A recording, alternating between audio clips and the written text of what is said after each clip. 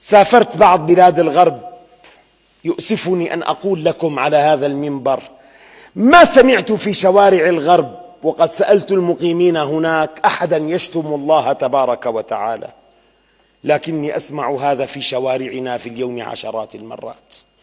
نتجرأ على الله، نتجرأ على الله. كنت أركب مع سائق تاكسي، شرطي المرور عمل له هيك فلم يدع ربا إلا وشتمه.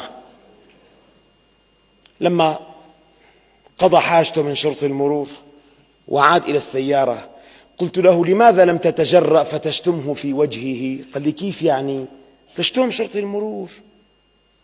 قال لي: كيف؟ لا إله إلا الله، أنت ما شتمت رب العالمين؟ اشتمه، أتجرؤ على ذلك؟ قال لي: لا. قلت له: كيف تتجرأ على من أمرك بيده؟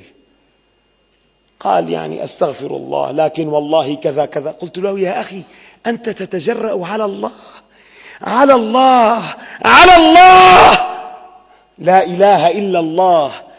لم أرى مجالس الغيبة والنميمة إلا في مجتمعات المسلمين، لم أرى الكذب والخيانة إلا في مجتمعات المسلمين.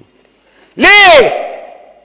أليس وقد أنزلت علينا النصوص تحرم الكذب، تحرم الغيبة، تحرم الغش، تحرم النميمة؟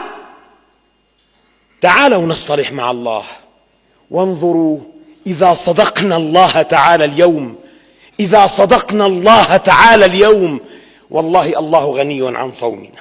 لأن الاستسقاء إذا نزل المطر يرفع حكمها، يعني تسقط.